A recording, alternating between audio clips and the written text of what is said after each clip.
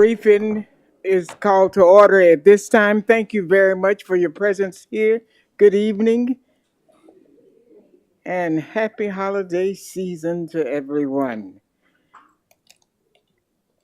Chairman, Superintendent Dyer, do we have any presentations, public comments at this time? Yes, ma'am. We do have several presentations Oh, this wonderful, evening. wonderful.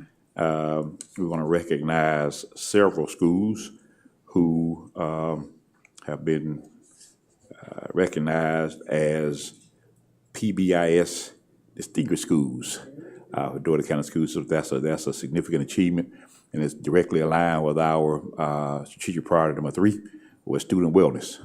And so there are 3 categories or 3 tiers of PBIS in the state of Georgia.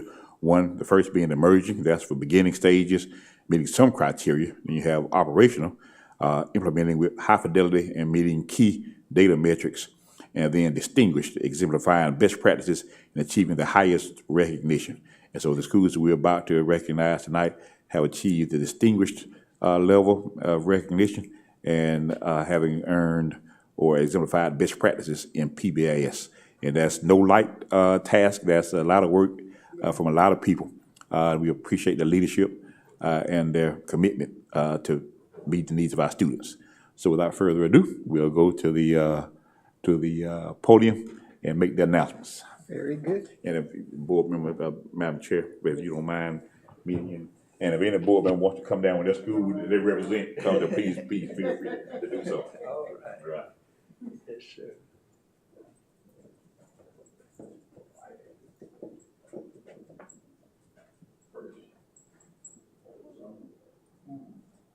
First we have Alice Coachman Elementary School.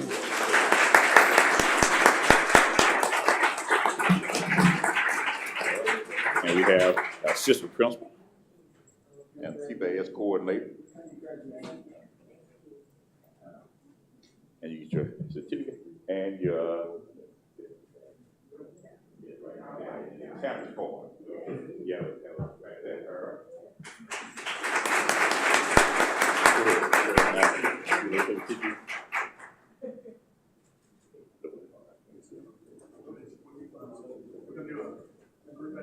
Yes, sir. We'll do a group at the end.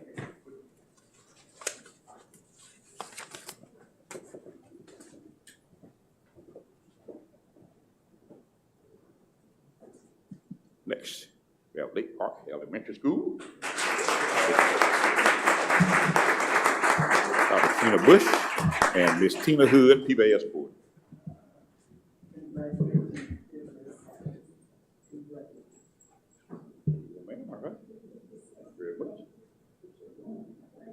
All right.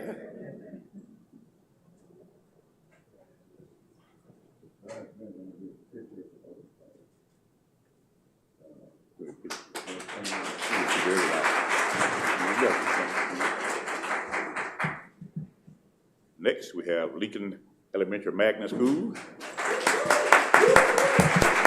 Represented by Principal Dr. Shoemaker. And I think you might know that gentleman, Mr. Darius. All right.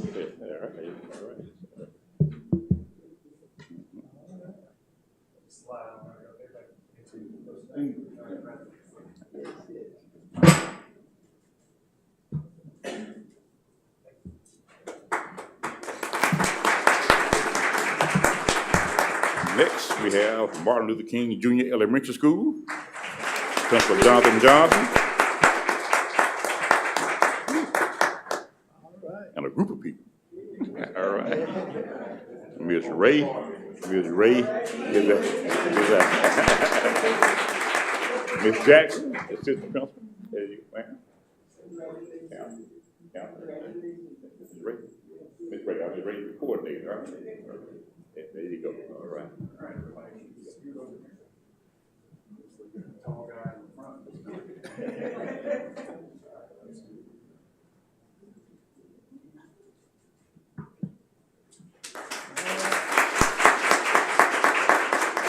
Next, we have Northside Elementary School, Principal Attendant Dean.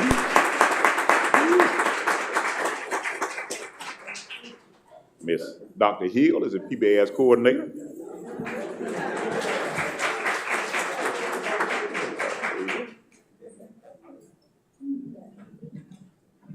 Okay. All right. You want to get your phone for me?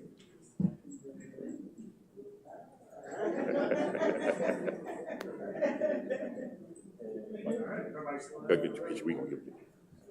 We gonna give it.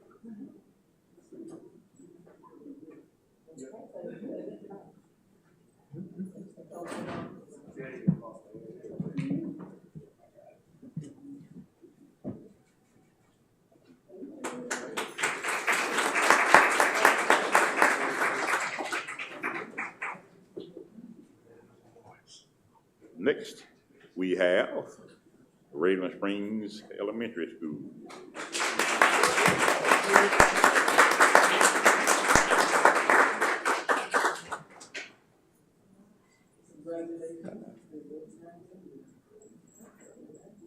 Coordinator there, Ms. Wilkerson, principal.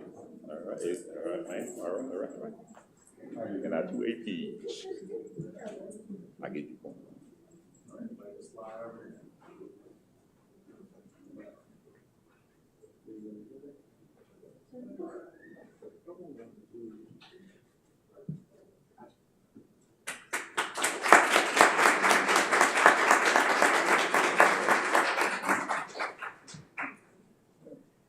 Next, we have Westtown Elementary School.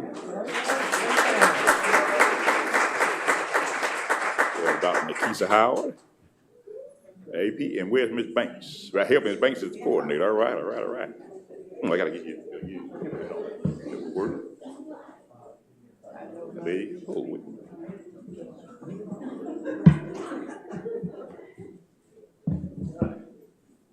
There you go. Thank you. How many y'all?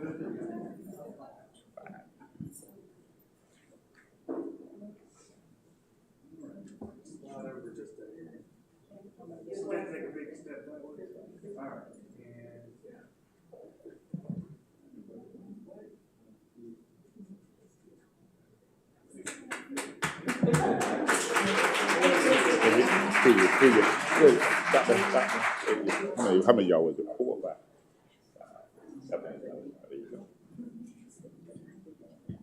And those were the 7 schools that received distinguished level of PBS Distinguished School recognition for the first time. And we have congratulations. And we have 1 school that has received the Distinguished School recognition for the 2nd year in a row, and that's Sherwood Acres Elementary School. That's Principal Amanda Holmes and her PBS coach, Ms. Veronica Reese. Congratulations.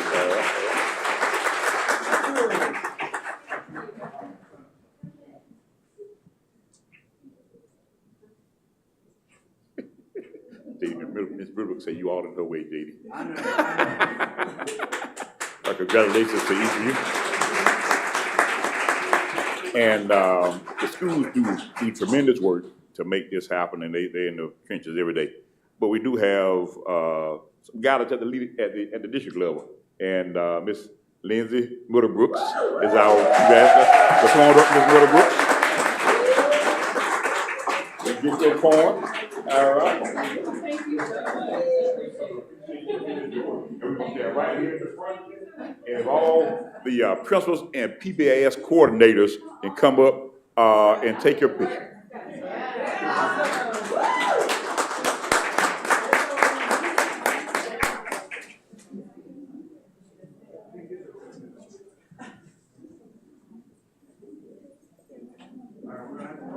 Layers here.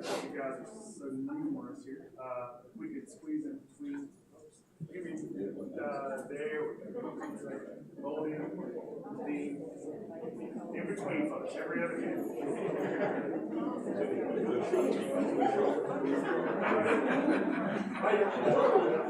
Okay, this there we go. Squeeze just a little more on this side. Make sure you're holding the flag.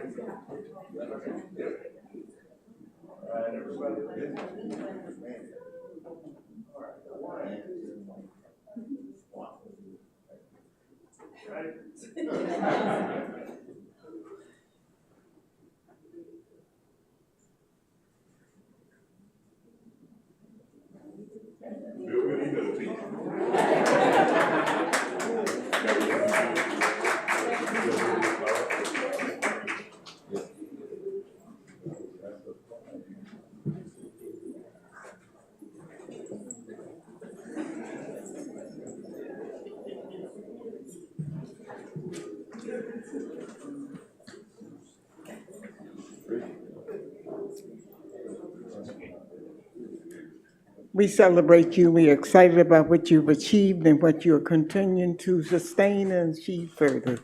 God bless you, and we thank God for you. We're so proud. Let's give them another hand.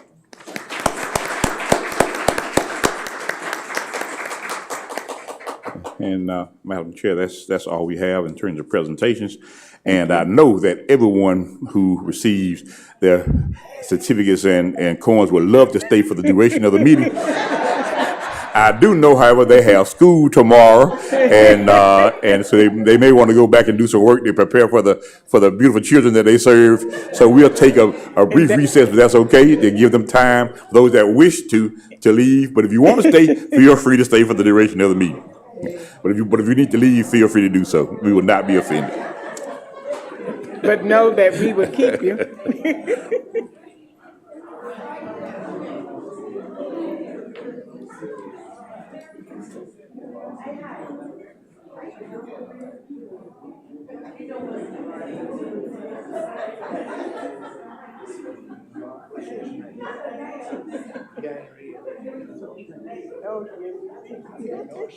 Good to see you.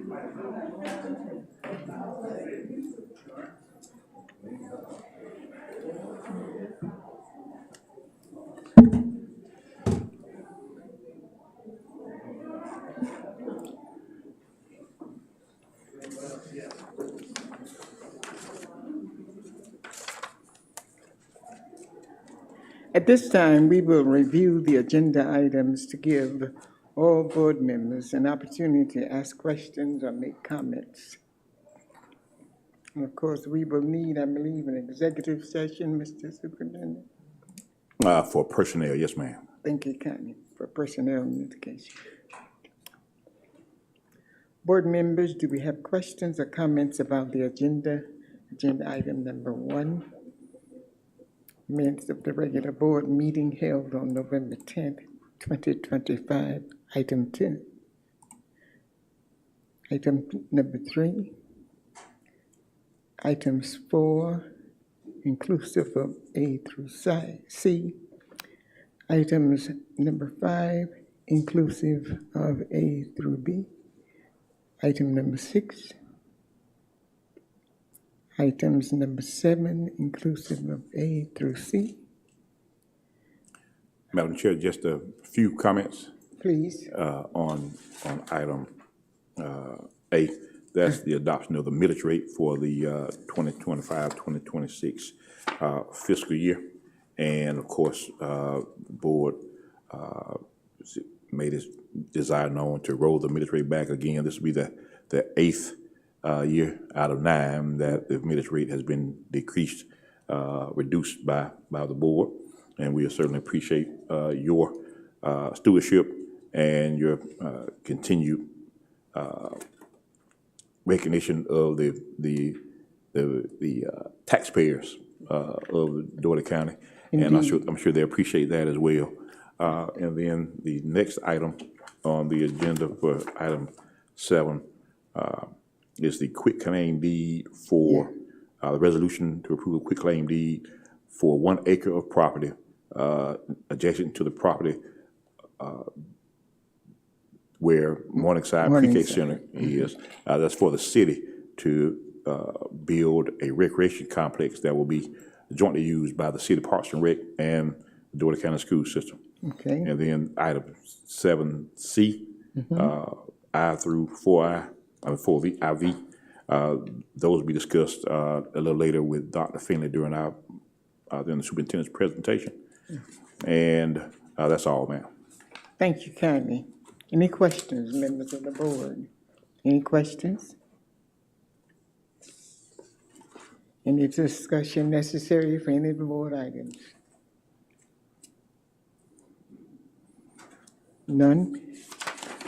Mr. Superintendent, we are ready for your report. Yes, ma'am.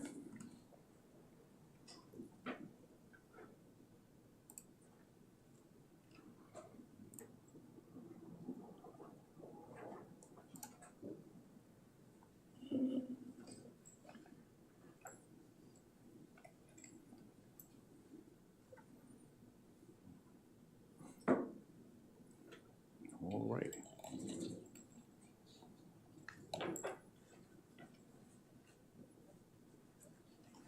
We're ready? I think. Are we ready? Maybe not.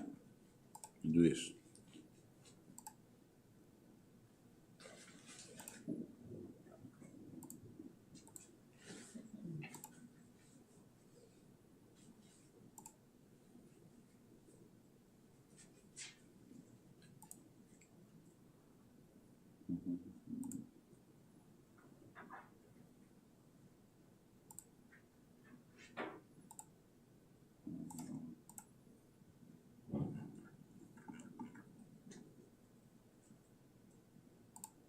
Okay, I think we go. All right, there we go.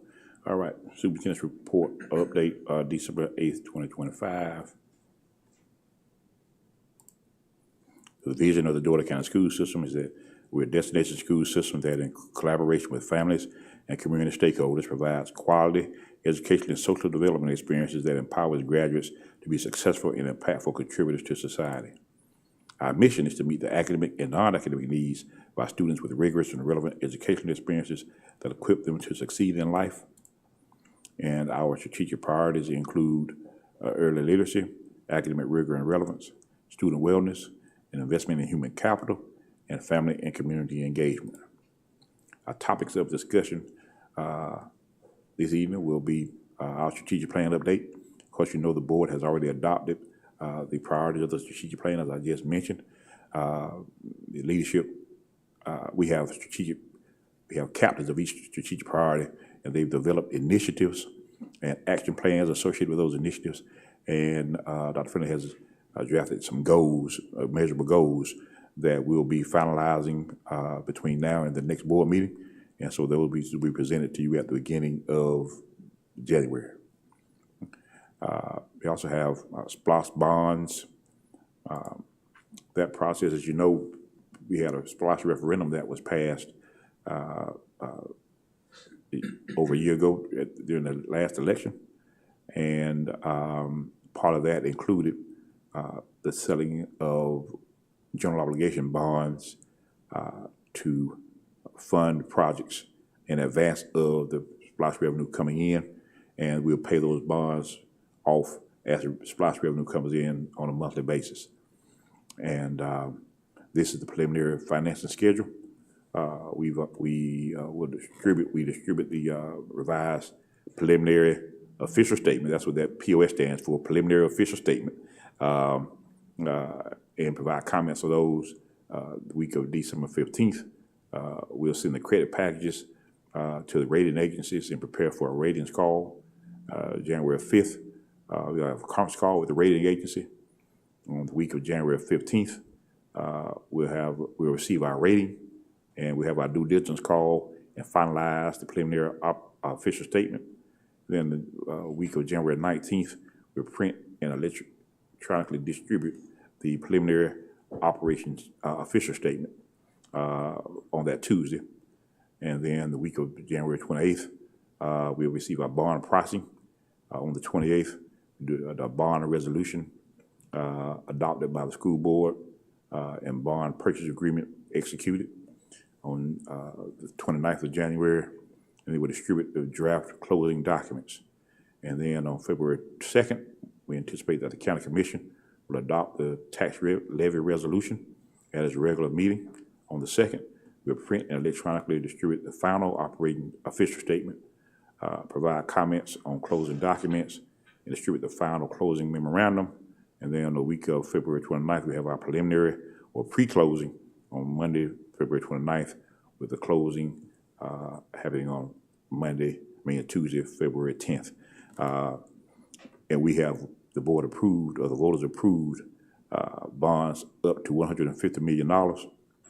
Don't anticipate needing bonds of $150 million. We're still looking at our cash flow projections for our capital projects, and we'll get just enough we need to complete those projects. As you know, there is interest in the associated with the bonds, and for every penny in interest that we spend, we can't spend on a project. The 2001 series, we had a very favorable interest rate. The bond market was a lot more favorable to issuing bonds. We received a rate, I think, is around 2 or 3%. We don't anticipate having that favorable this time, not because of our credit, because our credit is still very strong, but because the interest rates now have gone up significantly. We do anticipate receiving a premium on this, so we will be able to negate the somewhat the interest that we have to pay. But we are very cognizant of the fact that we don't want to issue more bonds than we need. We want to make sure we retain as much as we can in project availability. So we'll issue just the bonds that we need to complete our projected major capital projects. And again, we have a closing date, if everything goes according to schedule, of Tuesday, February 10th. Tom, did I miss anything on that? Okay, all right. We spoke briefly previously at the last two meetings about delayed property tax revenue. The Dougherty County Tax Department has requested an extension for issuing tax notices, and that was approved by the state. We anticipate a significant delay in receiving our property tax revenue as late as end of January, and we're closely monitoring our cash flow. And we had two options that we discussed previously: liquidating our investments and receiving contain. At this point, we believe that the liquidation of investments is our best option, so we directed our investment firm to liquidate a portion of our investments in order to meet the cash flow needs through the end of the calendar year. And we'll continue to, and that money, as a matter of fact, was transferred into our operating account today. So the money is there for us to meet our obligations. We'll continue to monitor closely our cash flow to ensure that district obligations are continue to be met, and while we await the delayed property tax payments from the county. Again, is through no fault of anyone on this board or in this organization that the tax revenue is delayed. There are several appeals that the county had to address, and it delayed their processing of the tax notices. Because the tax notices were delayed, they have to give citizens so many days in order to pay once the notices are sent. And so we anticipate having those funds by the end of January, which is over a month later than we typically get them. But because of this board's fiscal stewardship, we're well positioned with our investments to liquidate those investments to take the place of the tax revenue that we are going to receive late, so that we don't have to delay any payments to vendors or to employees. I do know several school systems who are not as fortunate, and they delayed the typical early payrolls for November and December because they did not get their tax revenue from their county. We're fortunate enough not to be in that situation and to have ample resources in terms of our investments to meet the cash flow needs, even though we're not going to receive the tax revenue from this county as we typically do. So thank you to this board for your stewardship, and thank you to Ms. Hatcher and her team for their ability to invest our funds in a way that we're able to receive those and liquidate those funds and get them when we need them. Next, we have our policy updates by Dr. Finley. If there are no questions, while Dr. Finley prepares to make his presentation. Dr. Finley, you going to speak from there, or you want me to move that back over? Yeah. You go ahead and get your clicker, I'll move that over. You got, okay, all right.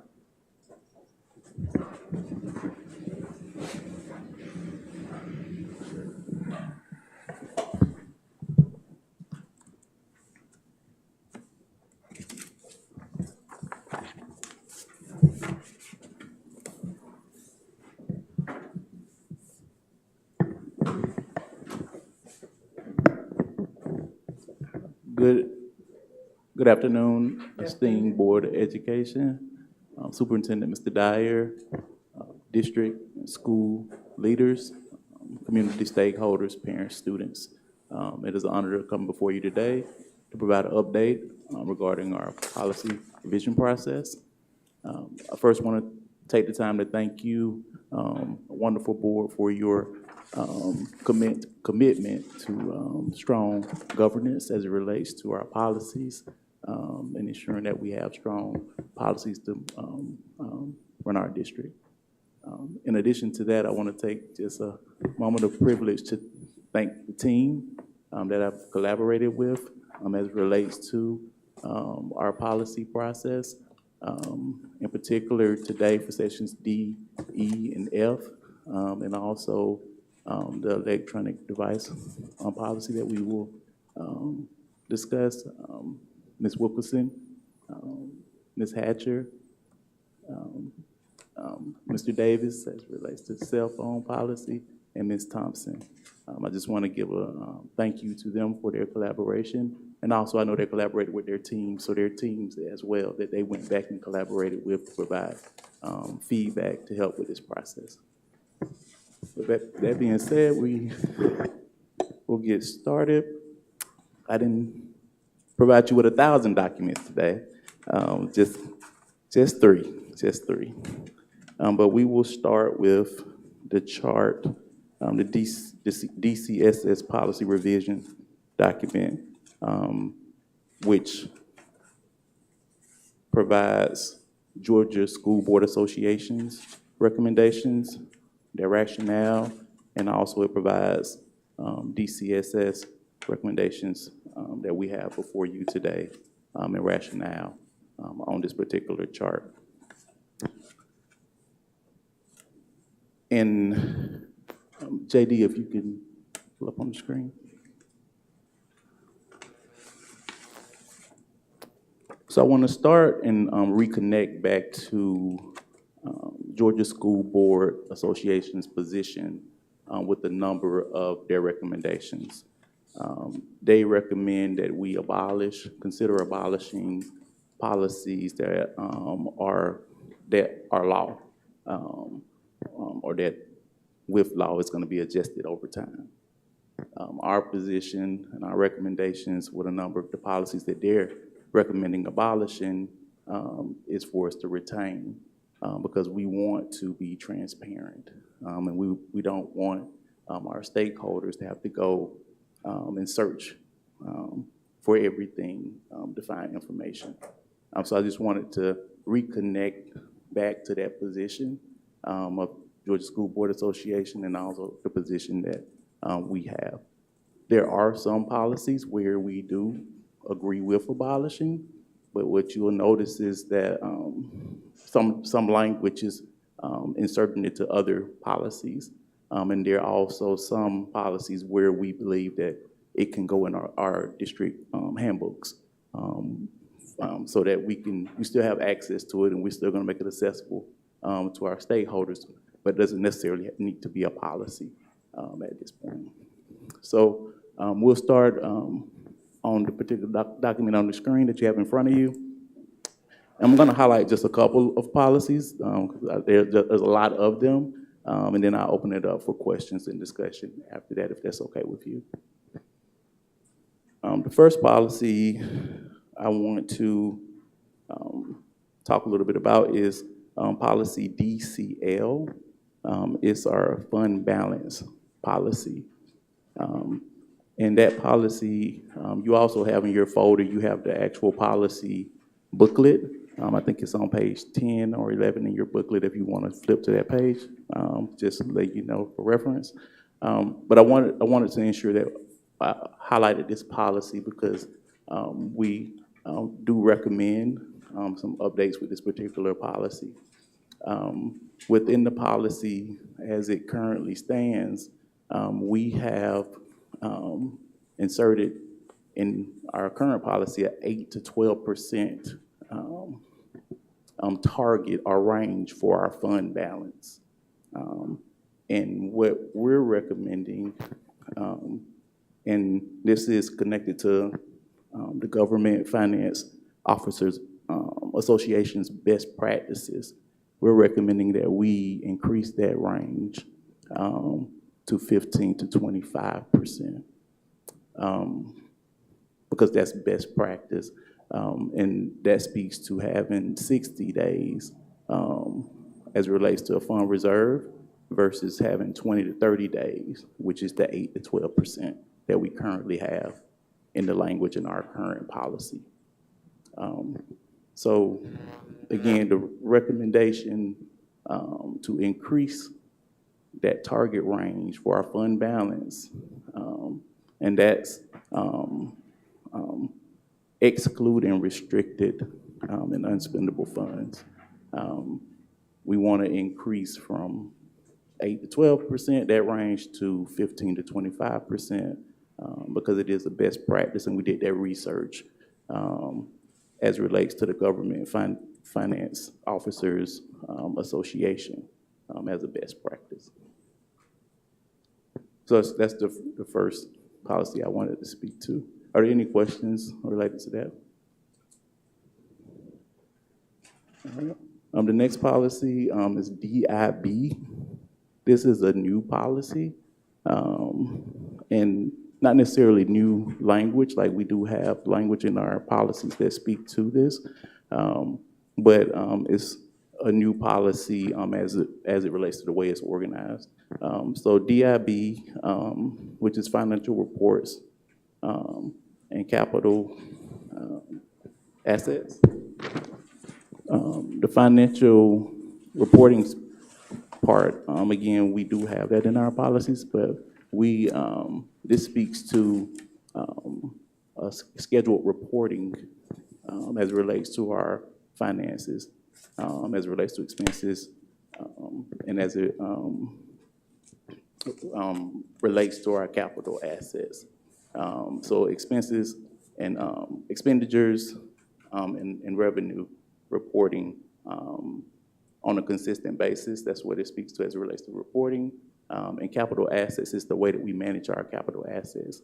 And there's a chart that was already within our policy in DIC that we're inserting within policy DIB. So it's new, but not necessarily new language, but I just wanted to highlight DIB speaks to our reporting as it relates to our finances, ensuring that we have a schedule that we're reporting updates to you as the board. And it also speaks to how we manage our capital assets. And it has a chart that speaks to the numbers within the policy.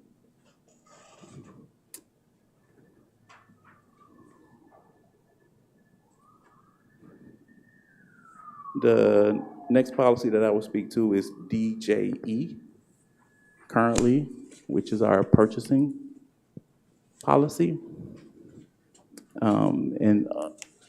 This policy, we are recommending that we abolish as a policy, but it becomes a regulation. And it becomes a regulation of the new policy, which you will see under that as DJED, which speaks to our process for bids and quotations. And the purchasing policy will become a regulation of that. So I just didn't want you to look through it and think that it was going somewhere. It's not going anywhere. It's just connected to a new policy.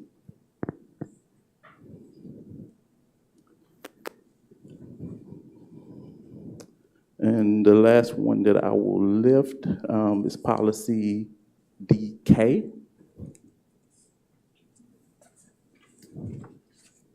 And policy DK is a student activities fund management policy.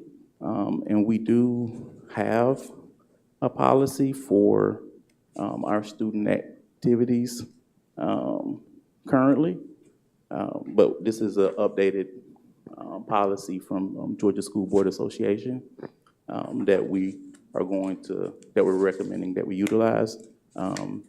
And we will have regulations for how we ensure that we're implementing the policy. And that's the last policy I wanted to lift, just as it relates to new policies. and policies that have been combined as it relates to wording. So now I'll open it up for questions as it relates to these three particular sections. Madam Chair, if I may ask Dr. Finley a question. Yep. In reference to the student activities fund, will this include, or does this include Alumni Day funds that are given to schools, or? So as it relates to this particular policy, is if money is made from students, it has to be used for students. So like that'd be separate. Okay, Because that event you're saying the alum, that's not money that is from students. It's not being Okay. taken up from students. okay, like if they do ice cream sales, and is that what this is, Yeah, like these falls are under? yeah, like fundraisers or Okay, fundraisers, athletics, like things of that nature where student funds are being taken up. It's a policy related to that. And each school has a student activity account. Right, okay. So Is there a maximum amount that these schools can generate and hold and manage from their site? in the current policy, which is old language, there is a maximum where students, where they have a maximum. And if I'm not mistaken, I think 50,000 was the high school as it relates to a maximum that they're supposed to have. Okay, is there an audit done periodically just to ensure that the funds are, spent for the students or whatever? Yes, we have financial internal controls Okay. related to, yes, Okay, ma'am. I haven't seen it, that's why, okay, thank you, sir. To clarify, the state auditors, we have our state audit, financial audit, they sample activity accounts from various schools. They don't look at all of them, they do samples. But Dr. Finley referenced our internal auditor. He does internal control audits and financial audits of our school activity accounts annually. So, and then our finance department, they do reviews every month. The schools have to submit their transactions to our finance department every month, because we have to incorporate those into our financial statements. And so they do a review as well. So it's reviewed monthly by our finance staff. Several times, several schools get audited by our internal auditor every year. And then we have a sample that's audited by our state auditors every year. So there's extensive review for internal controls and compliance for each of our schools. Yes, ma'am. And I was just asking because it is a lot of cash money, I mean, Right. that is flowing and moving, so. Right, and part of it is that we require that if they have on hand more than a certain, they have to make deposits weekly. Mm-hmm. Or if they accumulate more than, I think it's $200 in cash. Is it $200 in cash? I think is what it is. Then they have to make deposits when they accumulate so much money in cash, they don't have cash on hand, because that is a risk. Mm-hmm. And so, and when we notice that, that's how we get the money from the reports from the schools every month. When we see that they have not met that requirement, and they made deposits much larger than that amount, then we inquire and remind them of their requirements. Well, athletics revenue, Dr. Ham asked to include athletics. Athletics revenue is a part of it is used by the school. The revenue from all of athletics goes to the district. So they collect the funds, turn them in the next day to the district athletics office to be deposited into the checking account, or to the finance office to deposit into the checking account. They don't hold athletics funds because those funds are kept at the district level, and then we issue a budget to each of the schools for the athletics operations.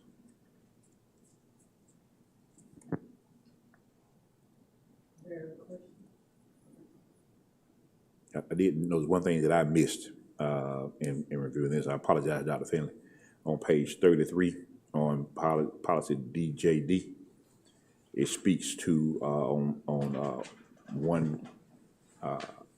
it speaks to the conferences, and it talks about GSBA in-service training, GSBA annual conference, GSBA summer conference, and it speaks to NSBA, and that should not be NSBA anymore. The new organization is COSSBA, COSSBA, but I would recommend that we say national, international conference that you deem appropriate to take the restrictions off. But so the NSBA should change to COSSBA, the Consortium of State School Board Associations. Noted. I apologize, I missed that, Dr. Finn. All good. I did too.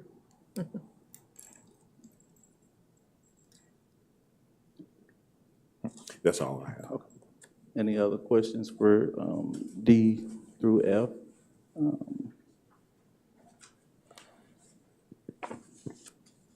right, so I'm going to transition to the use of electronic devices by students. Oh, well, first let me end this segment with submitting the documentations for sections D through F, second read, for the possibility of adoption of considered. We provided the first documents for D through F the board meeting for October the 30th. And we had some slight adjustments. That's why I wanted to make sure I covered them today. But just want to let you know we are submitting for your consideration second read and possible adoption for sections D through F for fiscal management, business management, and expansion of facilities program. So now I'm going to transition to the use of electronic devices by students. And this comes from House Bill 340, provided two options to your last board meeting. And this is in your folder as well. And there's two options. One option speaks to pre-K through 8, and the second option speaks to pre-K through 12. And the intent of the policy is to decrease distraction, to protect the instructional time, with the hope of increasing engagement and student outcomes. So that's the intent of the policy. The definition of how personal electronic device is defined is on the first page of the document. It's not just cell phones, it's all electronic devices, smartwatches, tablets, e-readers, headphones, earbuds, gaming devices, and similar technology. So it's a range of electronic devices that is covered within this policy. The legislation speaks to K through 8 as relates to what is required. And we have to have a policy by January, and with implementation in July, by July 1, 2026. So we have two options here. This is also being submitted for second read and with the possibility of adoption with your consideration. So are there any questions about this particular policy?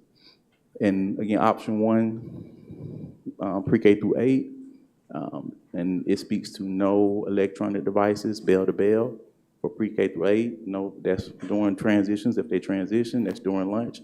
You cannot have electronic devices. out within the school.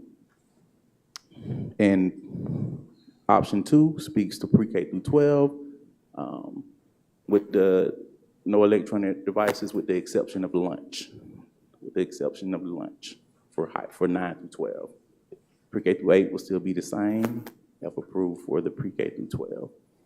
So to clarify, option 1 is complete restrictions for grades pre-K through 12 for option 1. 8. Do I have 12 on here? I think one of them is complete restrictions, bell to bell, for pre-K through 12. The other is complete restriction from pre-K through 8 with lunchroom access and non-instructional time for 9 through 12. Is that right? Let me kind of repeat it back to you if you don't mind. Okay, all right. Yeah. So, and if it's worded the wrong way, please forgive me. Pre-K through 8, and Mr. Dyer, if your vision, of course, pre-K through 8, that's with restrictions throughout the whole day, bell to bell. And then the second option is pre-K through 12, and it has it breaks down pre-K through 8 at the top. This is on your third page on the back page. Pre-K through 8, you'll see at the top where, pre-K through 8 on both options, there's no access. But 9 through 12, the lunch room is high school, 9th grade. Well, 9th grade through 12 will have the option for lunch. Mr. Dyer, I'm off on that? I'm just taking a look at it and make sure. Madam Chair, Dr. Hand, yes? I have a question, Dr. Finley, please. My question is 9 through 12 is looking through this information about the person of electronic devices, the policy. How are we going to store the young people, let's say 9 through 12, and it states about we're going to all these smart watches, tablets, readers, etc. How are they going to be stored out of sight when 9 through 12? Because the young people use these devices. So how are we going to do that? How is that going to be done? Yes, so that's definitely a part of discussing the how with the regulations, because we will need to get input from our school leaders to help document what that looks like as relates to what storage look like. Storage could look like, the school communicating daily to put all electronics up, and that's a daily message, and the expectation is held throughout the day. When you get into other options, there are other options that have cost to them, right? So you can buy pouches, but pouches definitely have a cost to them, And you have certain schools who are creative. They may buy the pouches that for been elementary school where they have the calendar dates in, and they'll put phones in there. But the flip side of that is security, right? Right. Somebody could come in and possibly steal a phone. We don't know.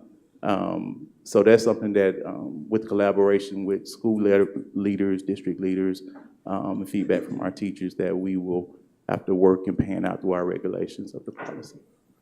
And one thing we have that we can use our advantage, we have some schools that have already implemented through grade 12, and we can learn from their mistakes. Someone bought the Yonder pouches, and they thought that was a great idea, but then by the time they had them installed, you had devices that could unlock the Yonder pouch, and so plus that's a very expensive option. We have some that just say, if we catch you with it out, we're going to take it. Your parents have to come pick it up. Right. And so what we're going to do is we'll take the time between adoption of the policy and the required implementation of the policy, which is next fall, to look at best practices throughout the state meet with our school leaders to figure out what we think works best for us and implement procedures and regulations to enforce the policy. And we'll certainly provide you with that information as we develop those. And we're talking about when? The policy needs to be adopted by January, and then it has to be implemented by next fall, beginning of next school year. Thank you. Are there other questions or comments? And as Dr. Finley mentioned, there are two options the board has to choose from when adopting. Option one is a complete ban during school hours for grades pre-K through 12. The option two is a complete ban for grades pre-K through 8 and an exception for the lunch period for grades 9 through 12. So the board has some discussion about one, state law requires the K through 8. We can be more stringent, we can't be less stringent. So we have to do at least pre-K through 8. We have to do at least K through 8. We have an option to go in pre-K through 12. And so both options are available. Option one is complete. Option two is complete ban for pre-K through 8 and the limited access for high school students. Considering the education of our young scholars, it would be best, in my humble opinion, to ensure that there is no intrusion during the limited time we have with them, with what we are expected to impart to them and them to be expected to know. Thank you. And forgive me for inserting that. Did I get that right? Did I get that right? Yes, yes. Okay.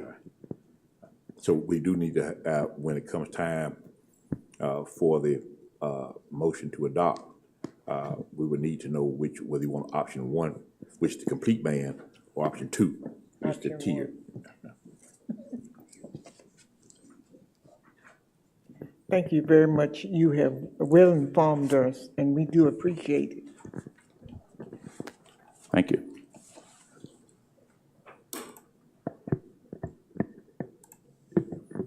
All right. Thank you, Dr. Finley. We appreciate that. Thank you for your hard work. It's been a while. You've been doing this for a while, and he's not even halfway through. Yeah, more fun to come. I think the next set of policies would include instructional policies, the HR policies, and the policies on students. And so those are going to be some lengthy sections.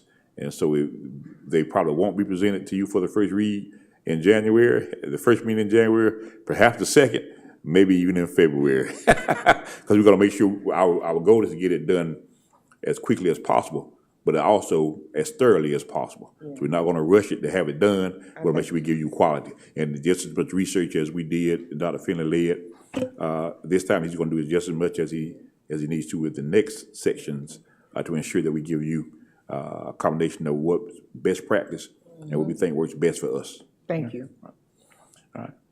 So thanks again, Dr. Finley, for that. We appreciate your hard work and dedication.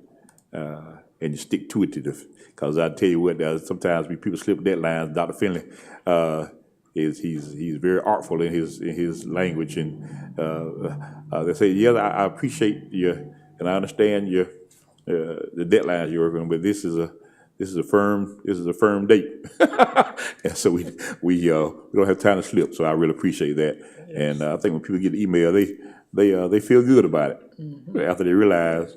You know what? I think he just told me no. I couldn't get an extension, but he said it so nicely, I can't even get upset. So thank you for Dr. Philip for that. I tell you. All right. And so next we'll move to our celebrations and announcements. The Academic Bowl, Robert A. Cross Middle Magnet School. They were crowned district champions of the Academic Bowl for middle school last month, I think it was, in November.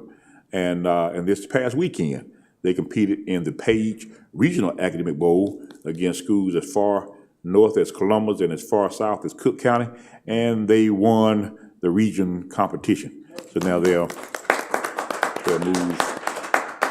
move on to the state. We certainly commend them.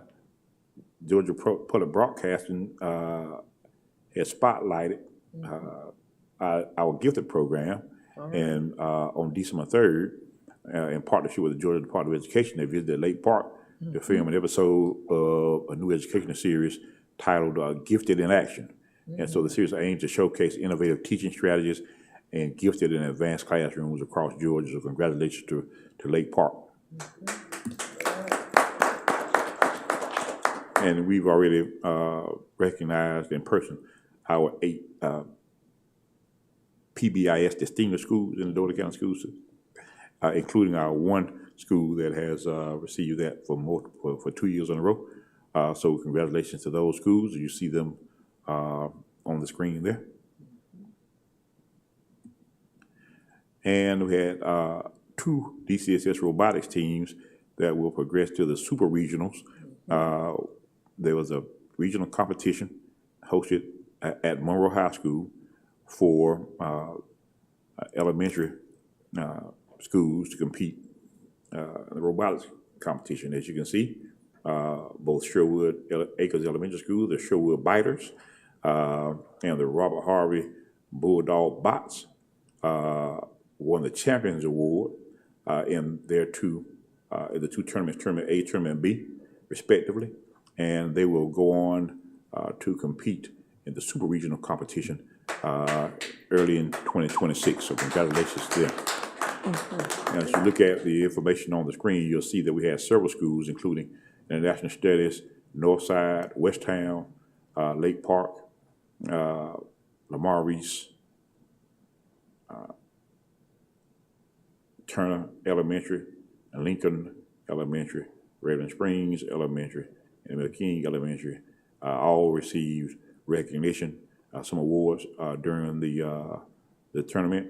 But again, the 2 that will move on to the super regional competition are Sherwood Acres Elementary and Robert H. Harvey Elementary. So congratulations to all of our schools, particularly those 2 that will be moving on to the super regional competition. And I want to also mention, we didn't get the details, Robert Harvey also made a presentation. They have students who are budding beekeepers, and we'll share it in our January meeting when we can get more information from the principal. But they actually went to Resort, and they did a presentation on beekeeping, and it's amazing the type of exposure that our students receive, and they have their white coveralls to ensure that they are protected from many mishaps. But they did a presentation, and I think they'll be doing another presentation later. So we'll try to get more footage for that, but we'll discuss that more in detail. So not only are they looking at STEM in terms of robotics, but they also are working with non-traditional education and working on their beekeeping and understanding how bees impact our ecosystem. All right. Next, we always say leadership matters, and exemplary leadership certainly matters. And at its 2025 annual conference last week in December, the Georgia School Board Association board recognition recognized the Dougherty County School Board as an exemplary board. The GSB Board Recognition Program is a 3-tier process to achieve the highest level of board governance. The 3 recognition levels are quality, distinguished, and exemplary, with exemplary being the highest level. The GSBA developed this program to reflect the state standards, which offer school boards additional ways to increase their effectiveness. And I had a mentor that said, victory comes in an instant, but excellence takes time. And the Dougherty County School Board has been recognized as an exemplary board for 4 consecutive years. I would consider that excellence. to do that once is notable, or to do it 4 consecutive years is extraordinary, and this board deserves another round of applause for having the highest recognition possible by the Georgia School Boards Association. So thank you for your governance and leadership in the governance realm, and we look forward to many more years of exemplary governance by this board. But no pressure, no pressure, no pressure. Thank you very much, Mr. Superintendent. And then finally, Madam Chair, I say a farewell to John David Sumner. I mentioned at the last meeting, JD has accepted a position in Virginia. And after more than a decade of exemplary service and leadership in support of our students, faculty, and staff, JD's last day will be December 19th, 2025. And although we will likely find someone to fill the position of Assistant Director of Community Relations, it will be impossible to replace our friend and colleague, JD Sumner. He will be missed. Yes, indeed. JD, if you now, I was going to do a certificate. I was going to do a certificate and a plaque, but JD does all of those, so I couldn't get it done. So I couldn't surprise it. So I do have a coin that I want to present him, and then I asked him to borrow to order his own plaque. How about that? You better not get it wrong either. If y'all mind, come on, get a picture with JD. I get one of you want everybody, you don't mind? All right. That's all right. Camera's not as nice as yours, JD. I'm gonna give it a hand. You know, we're gonna get a picture with him. You have to do one later. All right, you would. All right. That's work. Got two beautiful ladies coming in, so I don't mind.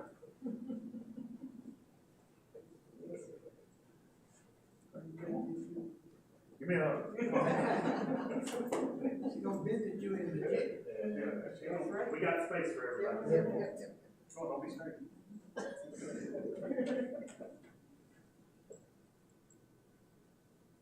can't count down, JD. You want to let you count down. All right. One of your last countdown. Yeah, yeah. 32. All right, thank you. Thank you. Thank you very much. Thank you. Thank you all.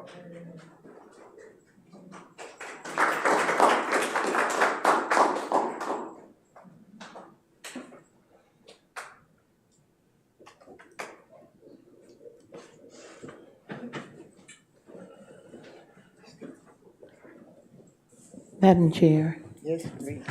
I have a question in reference to the accolades that have been given to our various schools as well as students. If this is in order, I spoke with Dr. Lillian Rambo, who helps to facilitate the Sunday evening live streamed program Topics That Matter.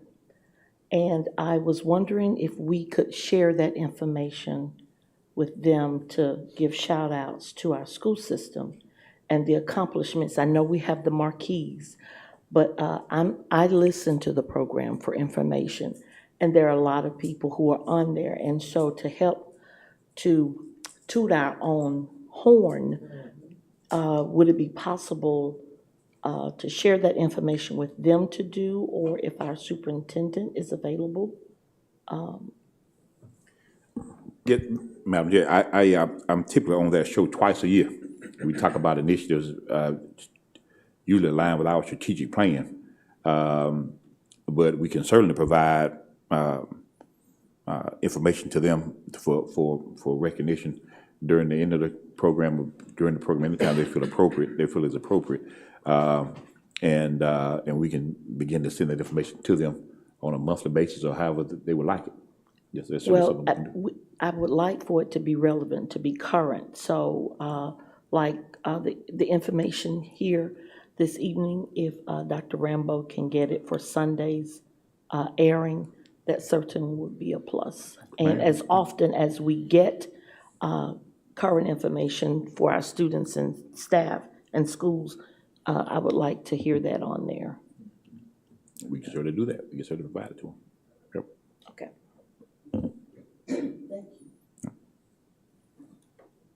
Madam Chair, that concludes my presentation. Are there any questions? Thank you kindly.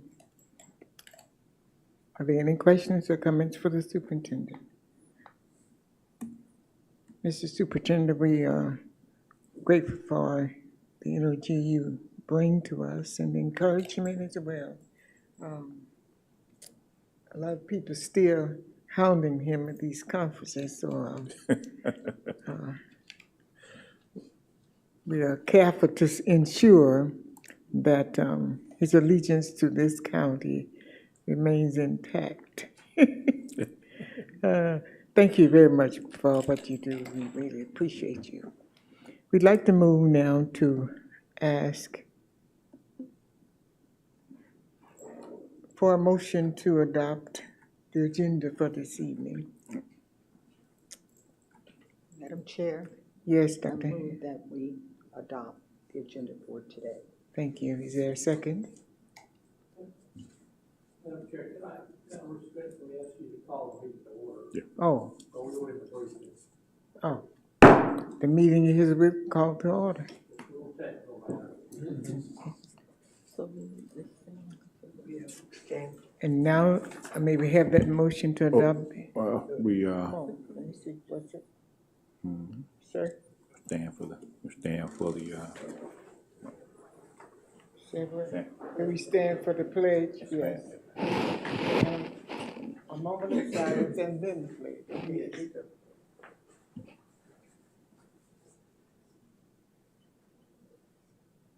Amen. To the flag of the United States of America and to the republic for which it stands, one nation, under God, indivisible, with liberty and justice for all. Thank you, for letting us not stray. Now, is it in order to ask for an adoption of the agenda now? Madam Chair, can we ask for an adoption of the agenda with the addendum of 2A? Okay. May we ask for an adoption of the agenda with addendum 2A? So move. Second. That we have a motion and second that we adopt the agenda inclusive of 2A. All in favor, say aye. Aye. All opposed is nay. The motion passes and the agenda is adopted. May we now approve the minutes of our mid-month board meeting held on November 10th, 2025. May I please have a motion and second? Yes. Approve of the minutes of November 10th, 2025. Thank you. Second. Thank you. We have a motion and second to approve the minutes of November 10th, 2025. All in favor, say aye. Aye. All opposed, say nay. The motion passes. The minutes are approved. Okay. Okay, this time, now do we wish to go into executive session now, or do we wish to? I think we can, if the board's wish, we can go into executive session, or we can move forward with the approval of the items. Okay. I'll entertain a motion to approve a consent agenda. Items 2, 2A through 6. 6 or 7? 6 or 7. It'd be 6. We do 7, it'd be separate. Okay. Through 6, offer motion that consider agendas, I believe you said 1 through 6. 2 through 2 through 6. Thank you. Okay, there's a motion and second. All in favor, say aye. Aye. All opposed, say nay. The motion passes. The consent agenda is approved.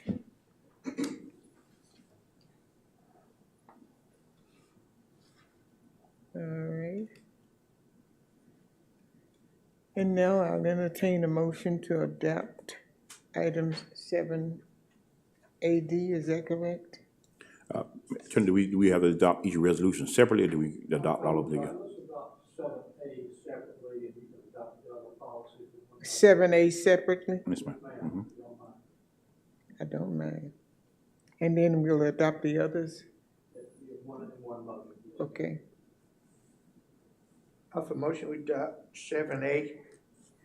There's a motion to adopt 7A. Second, please. Second. Thank you. All in favor, say aye. Aye. All opposed, same sign, nay. All opposed, say nay. Okay, the motion passes. And 7A is therefore adopted. On those other items, 7, B, C, and D. C and 7C and D. 7, B, C, and D. And D. reminding the board that 7D is a ratification of the resolution that you agreed to approve via email last week. So move. Maybe have a second, that's for Second. Okay, second for 7DCD. All in favor, say aye. Aye. All opposed to it, say nay. Okay, that motion passes as well.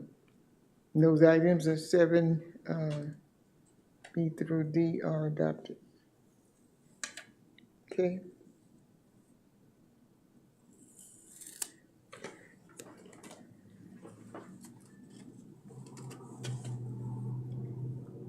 Do we have any further business to discuss? Madam Chairman, Yes, Reverend Bush, may I pose a question to our attorney? certainly. Mr. Coleman, you recall, we used to have a minister, a member of the clergy, to come here before all of our meetings to lead us in prayer. And I recollect that there was a ruling, I believe, that coaches, he was doing this, and this one person rejected it, but I think the Supreme Court said that he could do it, if I'm correct. Well, there have been some rulings, you mentioned coaches, we talked about it before football games and that. Yeah, prayer is just, I mean, to me, it's, There is, yes, sir. There is, the rulings have been in conflict with each other and ambiguous. And so that's the reason I think from your motion, that you were chairman, that we went to a moment of silence. There are conflicting decisions in different jurisdictions about a prayer before the school system. But it hasn't been completely resolved. I know we talked about that in the GSB attorneys, and there are attorneys, some prominent attorneys, that we can still do. Just the rulings, I don't want to get too far in the weeds, is cities and counties, it's okay, and the courts have ruled explicitly in Congress that that's part of the position. But they also ruled that with regard to the school boards, even, we don't have prayer before the classroom teaching anymore, that the board is an extension of the educational experience of the students of this, and it may not be allowed. So there's a possibility that it will be challenged and ultimately be ruled as constitutional someplace. But if the board chooses to do that, it's important that we representation of various clergy members in our community, different expressions of faith, to make sure that everybody kind of is part of this covered, if you will. Is that making sense? It didn't to me, but that's exactly kind of where we're legally with. You want to reinstitute that, what we did, and we did it as well as anybody, I think. We would invite the Baptist preachers, we'd invite the Methodists, a rabbi, have the almond come to, and I would proceed in that manner if you choose to go back to that. I think you had a meeting with Mr. Maskey and myself, who was one of the protesters. Yes, sir, he was in there, we don't want to speak for him, but he raised, when he was on the board, some objections to the board continuing with that policy, and the board did cease to do it. Yes. What would be your recommendations? That's why I ask. Well, I think that, I'll be, if you give me a few weeks until our next meeting, I'll try to come back to you with, some see if there's been any additional, movement with the court with this thing. Thank you. If you don't mind. Thank you, Madam Chair. You're welcome. Superintendent Dyer, we do need, we do. Thank you so much. Is there anything else we need to bring before this meeting? Okay, Dr. Hand? Madam Chair, I have a question. I guess this would go for Superintendent Dyer in reference to, I think a few of us have been talking, I think, things, could we get this font a little bit larger so Yes, we ma'am, can we see? can. Kind of blind. Yes, So ma'am. if we can do that. And the other thing that I have a question in reference to is, I would like to know the reasons why some of these people have resigned. It's not that many. I think I counted about 5 that have resigned, and I just would like to know why. Dealing with, Typically, we have those conversations in executive session, because it's personnel items, but I'll be glad to, share with the board. If you want to call an executive session now, I can give you Okay. an update on that now, or if you want to, if everyone wants to know, if everyone don't want to know, then I can just tell you after the meeting. okay, well, Okay, but if the That'd board be wants to, the board, or anybody that wants to know, but if the board wants to know, I would suggest we have an executive session to discuss those. Do we need an executive session board? It's two resignations on the, original As agenda. per the resignations that we received? If so, may we have a